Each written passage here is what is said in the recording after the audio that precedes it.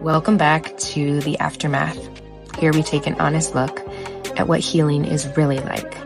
Join us as we uncover the incredible stories of people who have taken their trauma and turned it into power. If you're looking to add some extra tools to your healing toolbox or for inspiration, then you've come to the right place. Let's explore the transformative power of sharing, connecting, and healing together. On this week's episode, I am honored to have Rob Nagle joining us. Rob is an actor, teacher, and director who has an extremely impressive career in film, TV, and theater. His resume is way too impressive for me to tackle on here, but he has been in everything from Buffy the Vampire Slayer to NCIS to Criminal Minds to Little Fires Everywhere. I swear every time I watch a new show or a movie, I see him in it. So if you want to see his full bio and resume, please go check him out on robnagle.com. I am also fortunate enough to call him friend, and more specifically, my LA dad. He's been a mentor to me for years, both in my acting career and in my life. He is one of the most grounded and thoughtful individuals that I have ever had the pleasure of meeting and knowing. And I can't wait for you to hear all that he has to say. I'd love to hear a little bit about you, your story, and where you started, where you are now. So my name's Rob Nagle, and I've been in Los Angeles, California. That's my home base.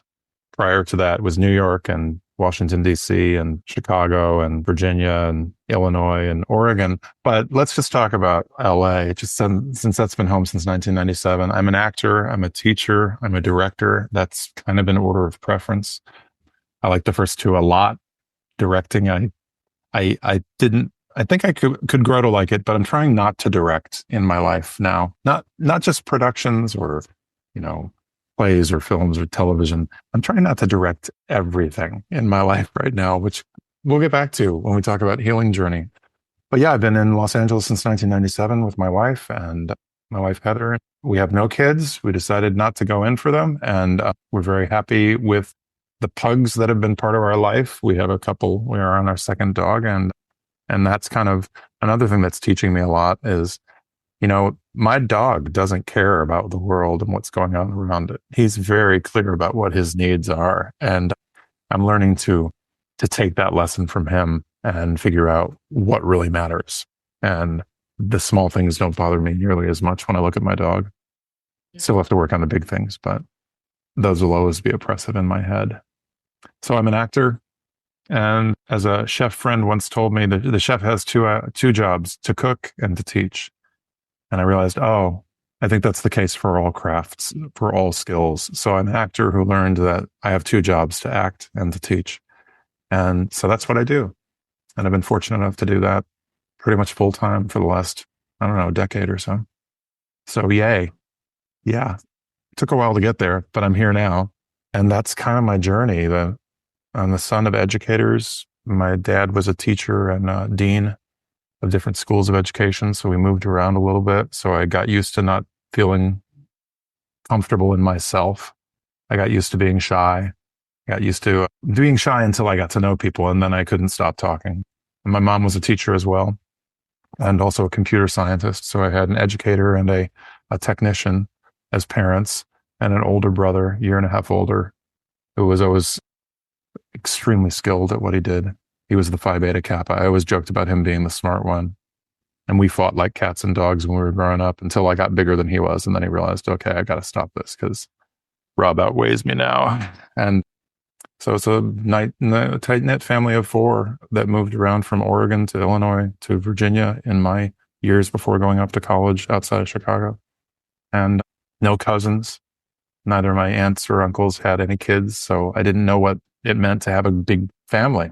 But I did discover that I could make people laugh when I was very young in school. And I did discover performing when I was about 9 years old. And once I figured out what that was, that I could be somebody else and I didn't have to be myself, that things could be written for me and I didn't have to come up with them on my own. I thought, oh, this is fun. This is like recess. you can make a living doing recess. You can't really all days, but let me give you an example of how shy I was. I had a paper route when I was growing up, delivered the Chicago Tribune, Chicago Sun-Times, and the Wall Street Journal. And sometimes they'd miscount and I'd be short a paper. And I'd have to get on the phone and call distribution and ask for a paper to be delivered to me or to a different address. And I couldn't do it. I would beg my parents to get on the phone and call for me. And eventually my mom, they did it a few times and they realized this is not good. We got to get this kid to pick up the phone. So my mom would write out a script and it would say, hello, my name is Rob Nagle, Route 419. I am short a Chicago Tribune. Would you please deliver it to? The whole thing was written out. And if the person on the other end of the line went off script, I could improv. I could make my way through that. That was fine. But not having a script to pick up the phone, not having something to say, not having a voice that I knew what to do with was terrifying. Yeah. And then, of course, flash forward, I don't know, a few years later, and my parents couldn't figure out how to get me off the phone because then I was able to do it. But that's how shy I was beginning. But I'm glad I've grown out of that. Okay, that's my backstory. I think that's all I got for you. Any questions? Tell me a little bit about what started you on your healing journey. What was a point in your life that was really like a big turning point? Obviously, you're a huge inspiration to me and so grounded, and just you have this amazing ability to ask questions and listen. But I know that hasn't necessarily always been the case. And so I'd love to hear, kind of where you started. What was the trigger point that made you want to change? That's a great and very deep question. And thank you both for your love and your admiration and your friendship, and for saying what you did about listening, because I always thought I was a good listener, but I don't think until the last 10 years that I really figured out that I could be a good listener. Sometimes you're a listener when you think about, okay, what am I going to say next? As opposed to being present with someone and hearing them. And why was I always trying to think about what to say next? It's because I had an issue with control and with power. And it was, bequeathed to me by my family. It's a generational thing. But I think what happened a little under 10 years ago, a dear family member was very sick. And there's nothing that can teach you anything about not being in power of something than illness. So I realized that, because I was used to controlling situations, sometimes even manipulating situations, definitely managing them, because I was raised and brought up and praised for saving people or caretaking for people or putting myself into situations even when I wasn't asked to be there. I would just fix things. I was a fixer and a saver and a caretaker, and it was just my natural go-to. And I always was given the focus on everybody else. Keep your focus on everybody else. You don't really need to worry about you. You're fine, but worry about the rest of the world. Keep your focus outward. Stay humble. And what that served to do was it made me very, very present in other people's lives, but not very present in my own. I didn't know that I wasn't taking care of myself for decades. I didn't know that I wasn't, by putting everybody else first, and putting the oxygen mask on all of them first, I was suffocating. And it wasn't until this member of the family's illness kind of revealed my true powerlessness in the world that I had to figure out, like, okay, this is not a good way to live. I don't think I like this.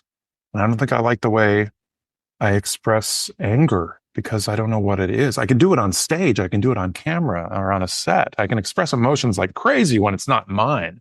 But if I have to express my own, I would bury like soup on a stove that was simmering. I would keep emotions under a lid. So when I did blow, it was explosive, fast, and out there. But it was a really long fuse on the way to the explosion. And, it reflected my health. It reflected my blood pressure. It reflected I wasn't the healthiest I could be. And then little by slowly, I figured out, oh, there's something called a pause, which I didn't know was a real thing. I don't have to, even though I work in a field where it's dramatic and emotional and you're supposed to be, real, things happen right away. You're reactive. You're very reactive. And I didn't know the difference between reaction and response. Now, what happens if you don't react, I learned that if I stopped and just breathed and just stayed with myself, whatever the feelings were that were brewing, and decided instead of talking at that moment, just shutting up and being uncomfortable in that place.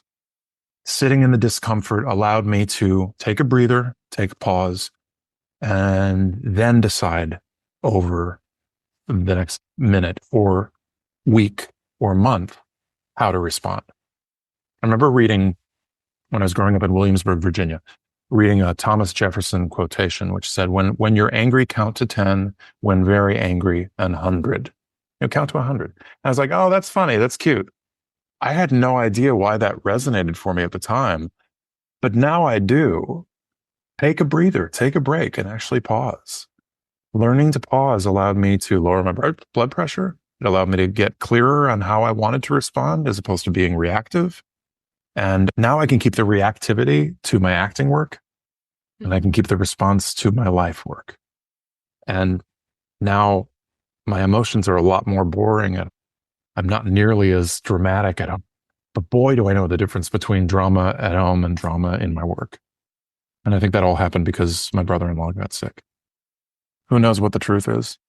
And I don't care. I'm just happy to have lower blood pressure and more peace in my family and friend dynamics. Yeah. It's your truth. That's all that matters. Doesn't have to be anybody else's. Yeah, well said. Well said. Can you talk, I guess, a little bit more about your health and how healing yourself mentally and emotionally really helped with your health and changed that? Where were you headed, and what was that like? Yeah. As you get older, your metabolism changes. I guess your metabolism changes every 7 years. And, I like the way I live my life, and I don't want to change the way I live my life just because my stupid metabolism is getting in the way. But I had a bit of body dysmorphia. I'm half joking. I didn't know how big I was getting until I looked in the mirror. And I remember seeing a photo from a TV show I was working on, and I looked at myself standing in front of this, fake judge's bench as an attorney. And I'm like, what the hell is that below my chest? What is that? What is that? That looks like a belly. What the hell happened? I had no idea until I saw that photo. I was like, oh shit, I'm getting big. I'm getting a little porky. I got to do something about this, because I know that doesn't help all the things that my doctor's, going to worry about. It doesn't help my blood pressure. It doesn't help cholesterol. It doesn't help your A1C and your diabetes. So I'm like, I got to get a handle on this. So yeah. I figured out if I didn't want to change my lifestyle, I needed to change the way I knew how to eat. And so I went on that journey and figured out not just portions and portion control, but to first understand what, medical science has known for years about calories. I just I'm going to eat that. It looks good. And yeah, I know I need some green stuff too, but, let's have some more of that stuff that I shouldn't have. So I didn't relearn. I learned for the first time calories and calorie density and portions and what I need, relative to how much I'm active in a particular day. And that allowed me to drop about 30 pounds over the course of a year and a half. Some of it's creeping back up, so I'm working on it again. But it always will be that yo-yo and the metabolism messing around with you. So I saw my health needing some change.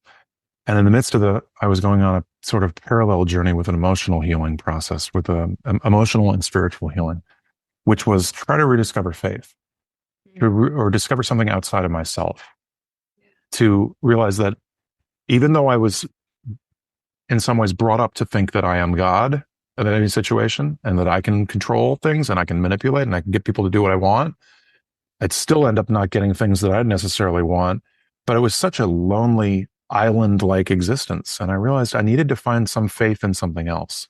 So in that emotional and spiritual journey, I didn't want to go back to the upbringing that I'd had with religion. No shade on that. It just wasn't what was answering it for me at the time. But I did want to get the burden off my own shoulders, which I'd put on myself. So I decided to, okay, what's my God? What's the God that I can understand? Okay, I don't know. None. I don't think I believe in one. Okay, that doesn't help too much. That's pretty bleak. Okay, what about, I got a job on a TV show playing a guy who gets the god of chaos, the ancient Egyptian god of chaos, enters him and becomes this monster, right? Like, it's TV. Anything can happen. So the god of chaos, and I was like, oh, the god of chaos, like the god of mischief, like Loki or Imhotep. Wait, I like the god of chaos. I can worship that god because that god's always going to show up for me. I can make all the plans I want, and then chaos is going to say, fuck you. Guess what? We got other plans for you. Life's what happened when you make another plans, the whole, yeah, or when you make plans, God laughs. So the god of chaos, I thought, that's a great god. I can get behind them. Yeah. And then after a while, I was like, yeah, but that's kind of, it's not bleak, but it's not reliable in a hopeful way. Chaos sounds pretty nutty. So a few years later, I sort of thought, okay, well, what if I just get it to the universe and say that the things that are out of my power are things that are not necessarily burdens or blessings. They're all gifts. Everything that happens to me, everything that happens is not a crisis. It's an incident. And I can just take it and learn from it.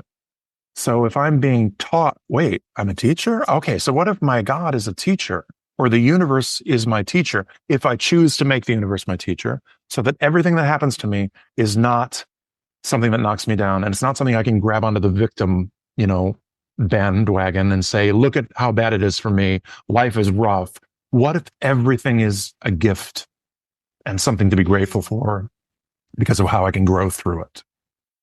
I have this quotation that sits next to the desk that I printed up from Langston Hughes from one of his writings called Not Without Laughter. And it says, everything there is but lovin' leaves a rust on your soul. And I was like, oh my God, that struck me. I was like, okay, so if I can put loving back in the world, including loving myself, which means I'm not a victim of circumstance. The world is not doing to me. The world is doing for me. And I get to then say, this is how I grow. You either go through it or you grow through it. So which do I want it to be?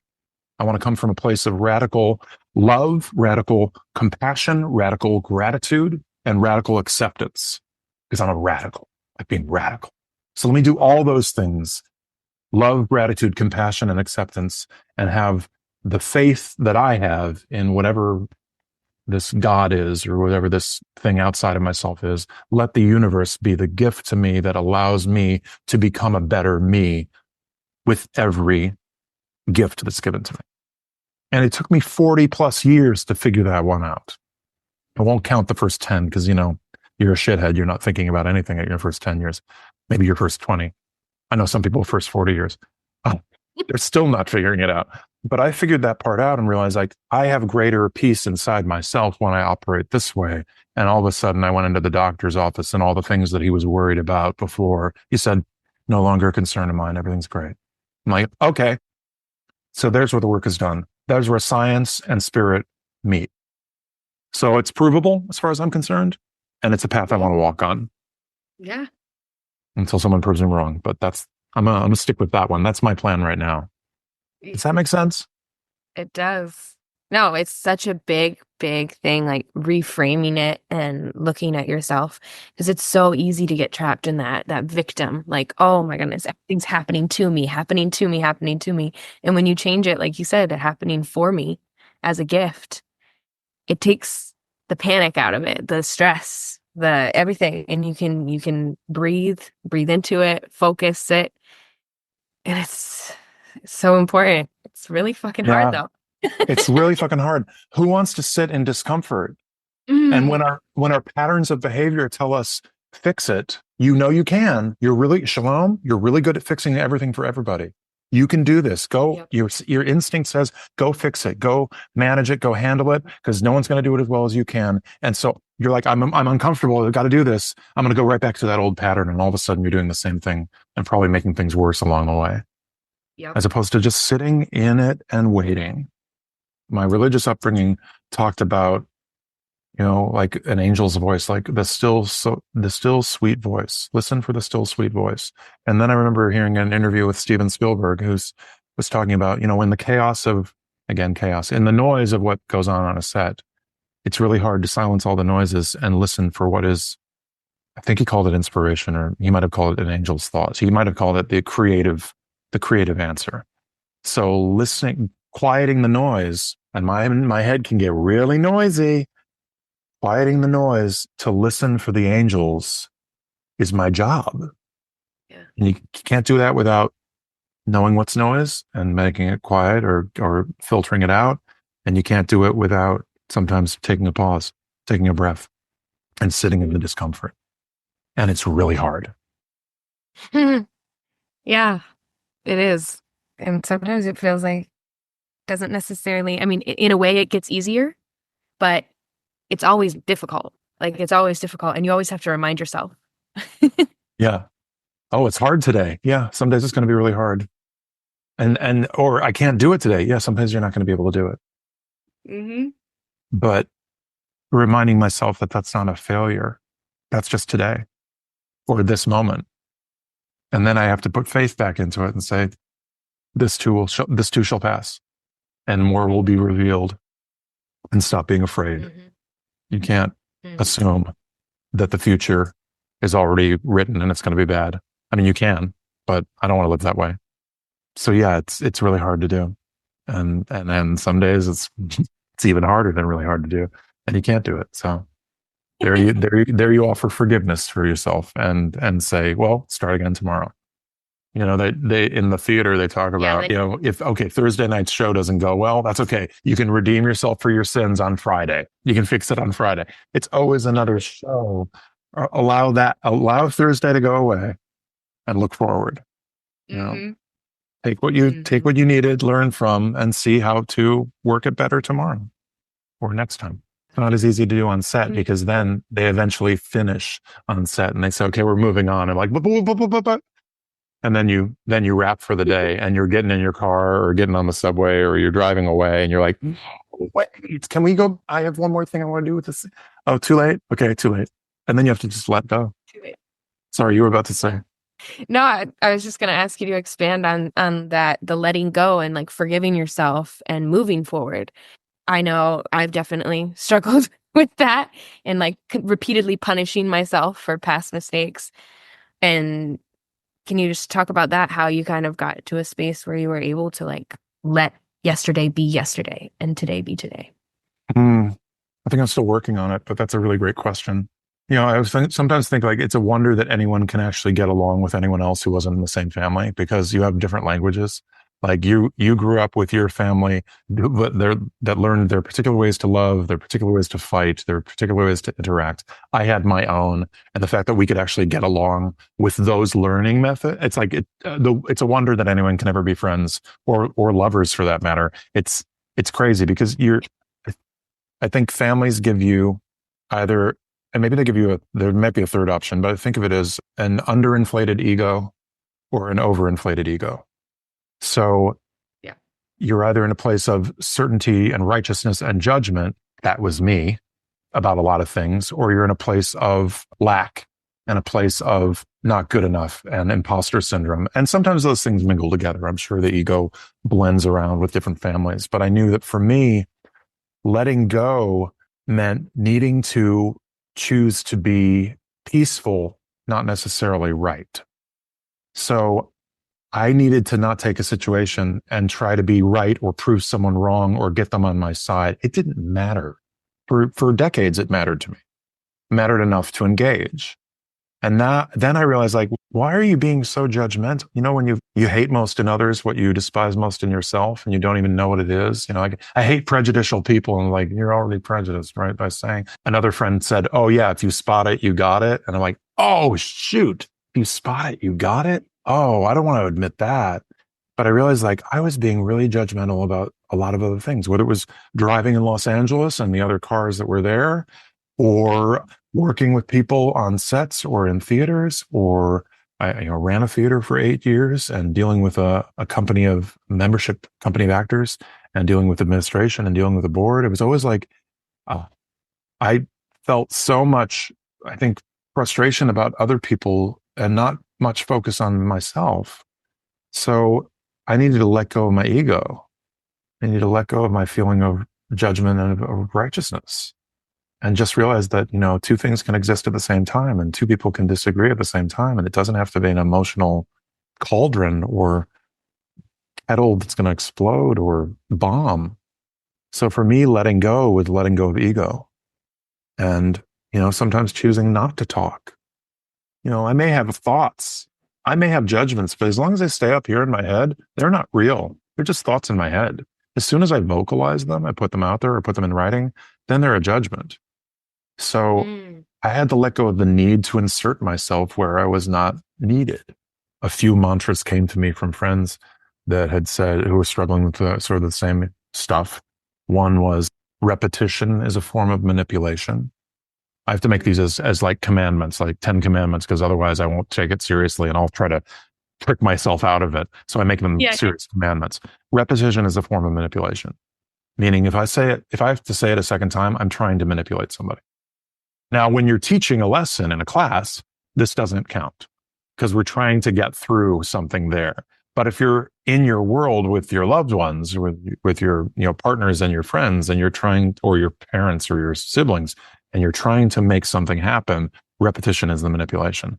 And another one was unsolicited advice is a form of criticism. Mm. That one cut me to the quick because I'm like, wait a minute, I wasn't being critical. I was just giving my advice.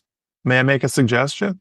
No, actually, thank you. No, I think I'd rather figure this one out on my own. And I had to kind of give up that idea that I needed to insert myself in conversations or insert myself into my poor, long-suffering, loving wife who would just want to talk and just wanted to let something out. And I'd always want to offer a solution. And like, sometimes you just need to listen and shut up, Rob. No one told me that. I figured that one out. And the third one that was between repetition as a form of manipulation and unsolicited advice as a form of criticism. Somebody told me once that expectations are premeditated resentments. Mm. So as soon as I start to expect something of a situation, I'm putting a resentment forward as opposed to allowing it to be revealed to me. Like, why is always the last thing I figure out. So why don't I just wait for the why this happened? Mm. Really hard to do, but I hold those commandments close to my heart because I need them. Otherwise I fall into the old patterns of behavior. Yeah. But the short answer is, how did I learn to let go, or how am I learning to let go? When I check myself and make sure that I'm operating from a place of love and not of ego. I'm operating from a place of ego. That means I'm probably falling into victim thinking. And it means I'm probably not actually taking care of myself first. I think I am, but I'm trying to force a solution into the situation and that I have no control over or no business in, for that matter. Yeah. It's not my business. I don't get a check for being God.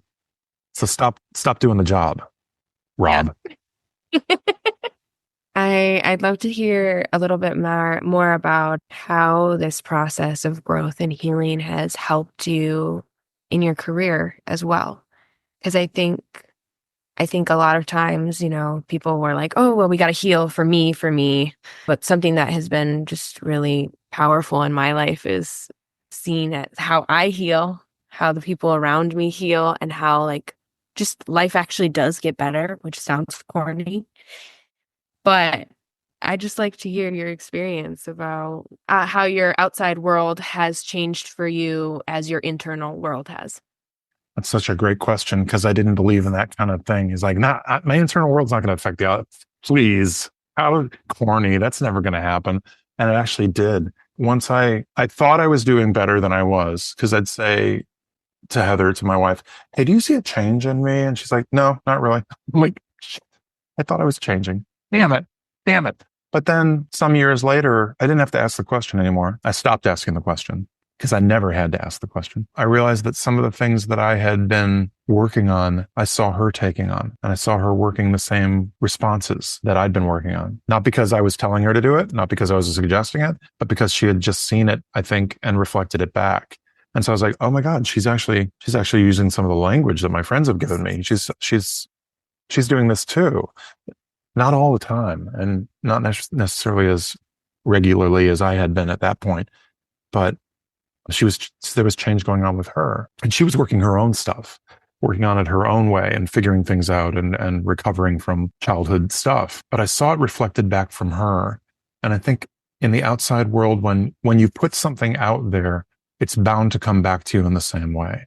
If you put out energy of frustration or energy of being aggrieved about everything, that everything's going wrong for you and how bad you're bound to attract that around you. And if you put out something else that you want to come back to you, it's bound to come back to you in that kind of way. And it happened in my home with my partner. It happens regularly at work.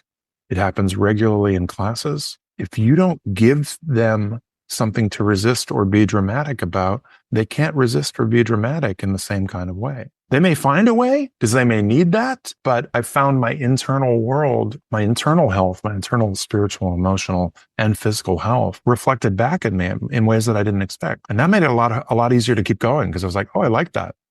I like what I'm getting back in this. And it's easier to then exchange that energy, exchange that kind of love, exchange that kind of compassion with other people when you're being given love and compassion back. And I was never getting, really awful things before, but this is better. And I notice it's better. And my logical brain has to say that isn't just the world happening around you. That's me making a choice and receiving the gift of that choice in other ways. And hopefully finding some internal health with the people that I'm interacting with as well. Have you found, I guess you kind of touched on this, but it's enriched your relationships? Like you feel more close to people? I feel, I don't know if I know what close to people is, because I think I've always been at heart kind of a loner and a shy one, even though no one would ever guess that is the way I put myself out there. But I certainly feel more truthful. And I think that's important. That's more important to me. I'm sure the perception is and would be on the outside if I knew what it really meant, that I am closer to people. But I think I'm pretty, I wouldn't say self-sufficient because that makes it sound like it's a good thing. I'm pretty closed off at the heart. I'm pretty protected. I've got a lot of armor, but it's really close to my heart, really close to my heart. It's what it feels like. So, but I'm at least interacting with the world in a more honest way than I ever was before. So in a sense, I feel closer to myself than I ever have before. And I'm working on how to let people get closer to me, to trust that. And maybe I'm already doing it. I just doubt myself. I just figure like I'm a malcontent. I'm a people pleaser who hates people. I don't really, but a people pleaser who has complicated feelings about people, and a lover of people who has complicated feelings about people. Yeah. So the answer is, am I feeling closer? I don't know, but I'm definitely feeling better, and I'm feeling more honest, and that feels good. Feeling closer to yourself. Mm-hmm. Yeah. I think so. I'm getting to know myself in some ways for the first time. I thought I really knew myself for many, many, many years. And I probably did. I knew a part of myself, but it wasn't necessarily a healthy part of myself. Now I feel like I'm getting closer to the core of who I am. That's nice to finally get to. Yeah. I could say, oh my God, what took so long? But no, I'm right on time. The teacher arrives when the student is ready. The lover arrives when the lover is ready. We don't have to rush things. We have to just accept that we're being cared for in this world when we care for everyone else, starting with ourselves. And that's something you brought up before. Like, why do we have such a hard time sometimes of not playing the victim or not falling into the victim point of view? And I think it a lot of times has to do with love. Like, do we really love ourselves enough to think well of ourselves to deserve better than that? RuPaul's, that old thing, can't love yourself. If you can't love yourself, how are you going to love anybody else? And I know it sounds trite, but come on. Self-love is a very important thing. Not narcissism, but self-love and self-care. And we're not taught that. At least I wasn't. In fact, I was taught not to do that, not to take care of, and I understand, because if you tell a kid that before the age where they're actually out, ready to be in the world, they're going to be pretty freaking selfish, bratty little bastard. But I needed to learn to love myself more. Yeah. I think more and more I'm learning the only unconditional love that we get to experience is in this lifetime is our self-love. Because, with everyone else, even our lovers, even people who we hold very dear to us, it is conditional. Like, if you start stabbing me or, crossing boundaries or stuff like that, I have to say no. I have to protect myself. And therefore, our journey healing is like learning to unconditionally love yourself. I think for so many years, I know I was my biggest bully. Yeah. And when you're your biggest bully, it's really difficult.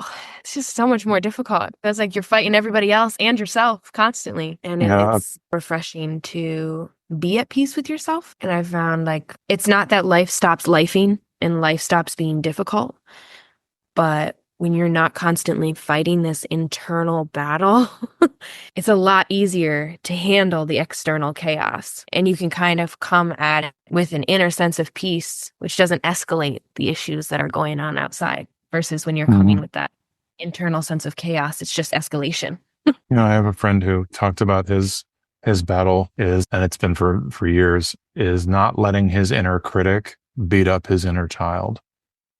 It's like he arms the inner critic. He gives the inner critic a baseball bat and says, "Go ahead, beat up the little version of me." And it's like that's learning to love that kid that was deprived of certain things or felt deprived or felt in need of a different kind of love. I mean, the closest I've gotten to unconditional love, and I've gotten it from my parents, and I'm very grateful for that. But unconditional love is different from unconditional acceptance. And I know that, parents sometimes unconditionally love their child, but also want to conditionally manage who their child is becoming and figure out how their personality develops and how their thought process goes because they know it's a better way. And when you start to do that to a child, you inhibit creativity. And maybe, I don't know, they go into a field of creativity or they go into a field of feelings and emotions like I did in order to act those things out that were sometimes suppressed for the goal of creating the perfect child, the caring one, the one that is outwardly focused and concerned about others, and the one that does more good in the world. But the unconditional love needs to have some acceptance of the inherent value of the child, I think. And you have to really get to know who that child is, even the parts that you don't like about that child, in order to accept them and let them grow in the way they're supposed to grow. And it doesn't mean that the parent is less loving. It's just a generational family trait that's passed down, that you learn to try to control the world around you. And what can you control first? Well, when you have kids, if you don't have the dog or the cat, and cats don't get controlled anyway because they don't give a shit what you tell them to do. But dogs, you can make them sit for a treat or heel if you want, if you train them hard enough. And the idea that you can do that with a kid as well, yeah, you can. But what about what the kid needs on top of that? So I can say I was unconditionally loved, absolutely, by my parents, and at the same time, I needed to break away from that structure of what my father wanted me to be in order to become who I wanted to be. And it's no shade for my father's structure, my father's needs. It's just real acceptance and celebration of what I needed. And that's a really hard thing to break from. As I know, you can't outgrow them. As I often say, family can't live with them, can't live with. Yep. But I can learn to love them and accept them in the ways that I wasn't always able to do when I was a teenager. And that's part of my growth too. Unconditional love for my family. Yeah. Yeah. Learning to, and I think it's different for everybody depending on the situation. Learning to understand your family and love them, but not necessarily always give them access. I know it's been an important lesson for me. I think in the past, I thought that if I loved someone, that meant I needed to not only forgive them, but then re-allow access into my life. Mm-hmm. And I think love can look like love from a distance as well, and has to for a lot of people. And that's where that unconditional love for yourself comes back in, because it's like, I love myself enough to not accept this from you anymore. Mm-hmm. And it doesn't mean that there isn't still love there. I think there's an innate part of us that kind of, no matter what certain people do to us, there's an innate piece of us that loves them. Mm-hmm. But sometimes it just has to be in your head. There's a Liza Minnelli learned to sing from Charles Aznavour. That's what she says. And Charles Aznavour had a lyric that always stuck with me, which is, "You've got to learn to leave the table when love is no longer being served." That's really hard to do when you're at a family table. Yeah.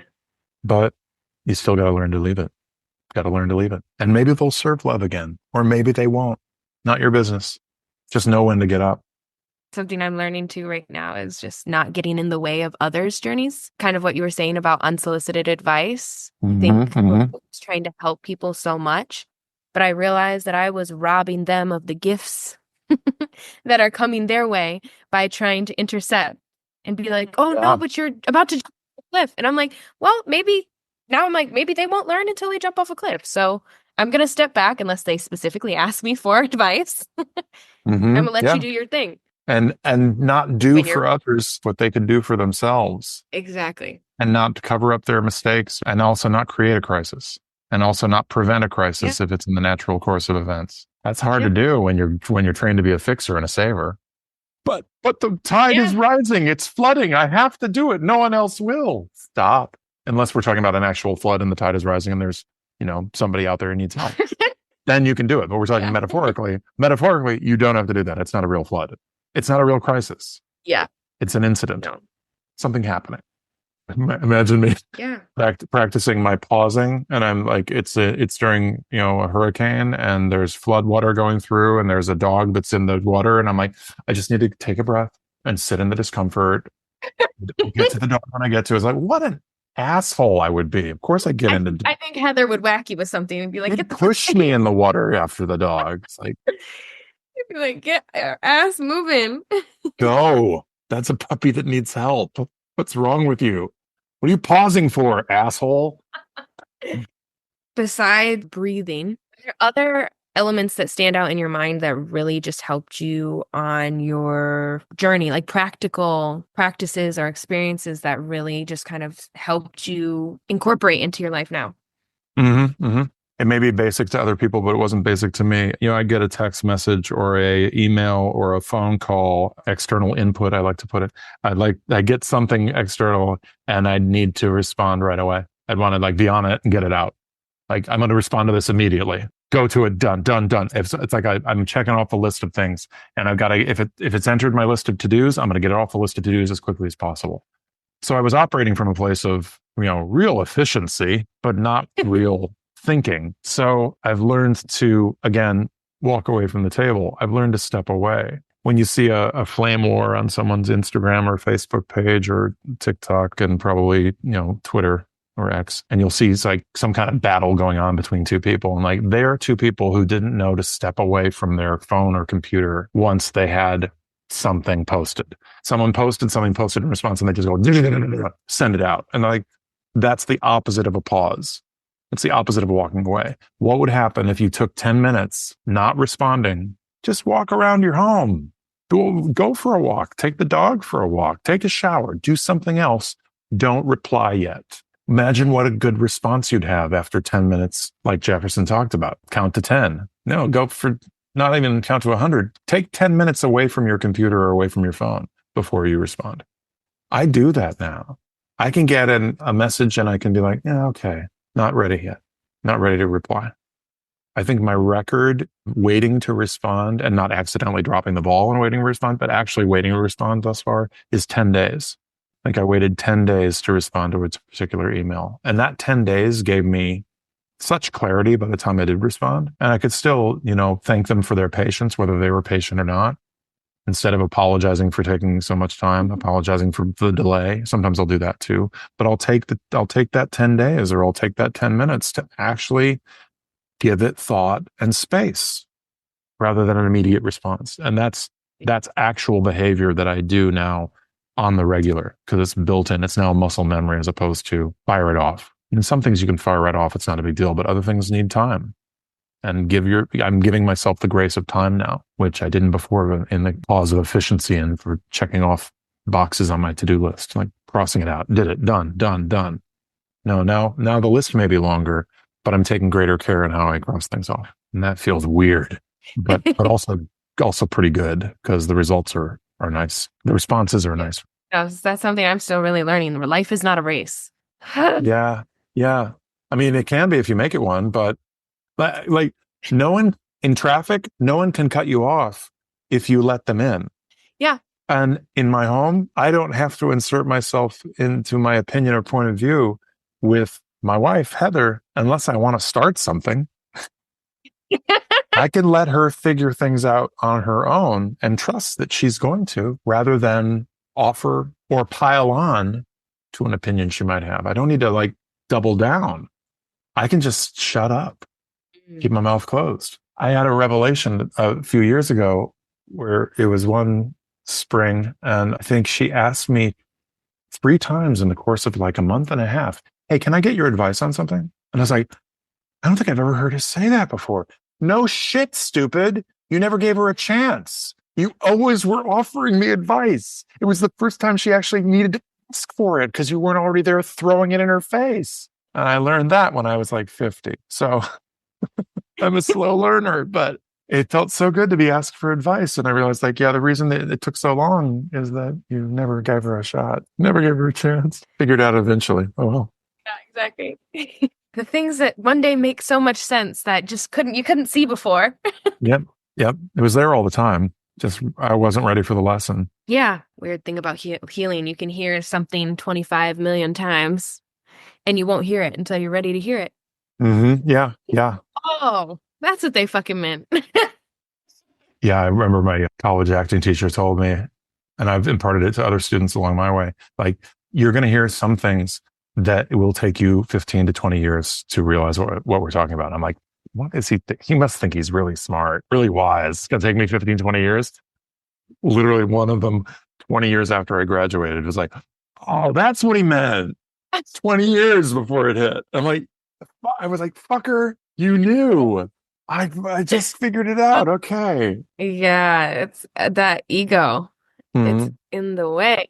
And it Yeah. really, like, yeah, I think especially when you first start on your healing journey, you're like, or at least for me, I was like, I'm gonna wrap this up quick. Like, Mhm. Yeah. I, I'm Get gonna this learn done. this I'm gonna quick. get this done. Gonna get it done. Get it done and move on. And it's funny because I'll have a revelation, even sometimes about the same thing. Like something will hit me and I'll be like, wow, oh my God, I get it now. I get it. And then like a year or two later, it's like the same thing. And I'm like, oh no, I get it on an even deeper level. And like, it's like a Shrek thing where it's like, there's layers to it. You know, it's an onion. That I feel like Yes. healing is like just ripping back the layers of onion. And you also always cry with it. So I feel like that's a good analogy. There's a sign on one of those art signs on the wall of my mother-in-law's home that her son gave her that says, I'm not bossy. I'm just aggressively helpful. And I remember thinking like, oh my God, why does that resonate for me with her? Because it resonates for me, because that's me. I wouldn't Yeah. characterize it as bossy, but I was definitely insertive. I was definitely throwing myself in. I've got another quotation that I hold on to and keep by the desk so I can remind myself of it. And it came from a psychiatrist who survived Auschwitz named Viktor Frankl. And Viktor Frankl says, between stimulus and response, there is a space. In that space is our power to choose our response. And there's a power in choice once you realize you have it. And when you're in a race, you don't have choice. You're just like, go, go, go. The dog's in the floodwater. I got to go now. No, no, no. There's a space between stimulus and response. And it's the power of your choice. The healing journey for me gave me choice back, or perhaps for the first time. Yeah. And I never knew that I didn't have it. I didn't realize that I didn't have it before. The power of choice. I choose to be a victim. I choose to be an acceptance of the world. I choose to receive from the universe all the gifts the universe decides to give me. And in a career, in a field, as you know, where what's next, what's next, what's next, you're just trying to find what's next. And things are rising and falling, and here's a possibility. No, it went away. When all this stuff it makes you frantic and anxious. It can, unless you choose not to be. Like, why are you getting this? Why are you getting this gift right now? Rob, what do I need to learn right now that this continues to happen? Well, I haven't learned the lesson yet. So that's why I'm continuing to have to figure out the answer. That's a powerful mind shift and a powerful spiritual mind shift for me. And it's so incredible because I mean, as long as I've known you, I think I've always thought of you as just like that's your superpower is the pause. Your superpower is even not giving unsolicited advice. It's so funny when I hear about you struggling with that. Because I'm like, I mean, I just always know you as this person who just asks the best questions and like really listens and gets in there. And I remember it was in school. You would ask one question and I'd be on the floor crying. Just because I'm like, I don't know. I never thought about myself that deeply before. Right. It's just it is. It's like yeah, it's awesome to hear though, just where you started and like how Yeah. you struggled with that action and that it is possible. It's possible to find Yeah. power there. It just takes practice and time. Yeah. And I thank God you met me in the fall of 2018 and not before, not that I'd already started this journey and kind of had figured out some of these things. Because if you'd met me before, you'd be like, that dick. Oh, oh God. He's not my LA dad. No, I don't like him. He's righteous and judgmental. I mean, he's still kind, but he's like, there's a spark, there's an edge to him. My edges have gotten softened. They're still there, but I now know when to bring them out. as opposed to just like leading with them. So yeah, I'm grateful that we met when we did, because I was already on the journey. I was probably just on the journey. So I was probably working it really hard and hoping that you'd see my work and my progress. Heather, have I changed? No, not that I can see. Oh, thanks, honey. Crap. If your partner can't lie to you, who can? I mean, come on. Yeah, no, leave it to a partner to be brutally honest. Those are the best For ones, sure. though. For sure. Well, do you have any final advice that you would give to anyone starting off their healing journey? That's solicited advice. You actually asked me. Good. You like that?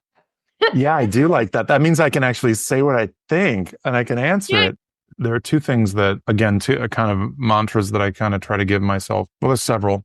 As long as you live, keep learning how to live. Doesn't matter how old you get, you can still learn. Sometimes we decide, instead of climbing mountains, to carry them. We don't have to carry the mountains, we just have to climb them. I find some security now and safeness in not knowing, which leads me to the thought that you have to be patient to the things that are unsolved in yourself. You have to be patient with the questions that you might have, because we all want to get answers right away. And as Rilke advised, live in the questions, live in them. And maybe one distant day, you'll find your way into the answer. So exercise patience with your journey and with yourself, and surrender to the universe and what it might be gifting you. A friend once said that to surrender is to cooperate with the opportunity to grow. But you can't surrender without first admitting that you're in a fight. So figure out what the fight is that you're in and let yourself sit in that uncomfortable place as you figure out your way to cooperate with that opportunity to grow. That's my advice. That's what I've been holding on to for the last 10 years. And most days it's working for me. So I hope it works for you. Thank you. Oh my God. Thank you. Thanks for asking. It's just a pleasure to talk to you about real meaningful stuff and not like, So in this scene, is your character doing... Yeah. We can actually talk about our spirits. Yeah.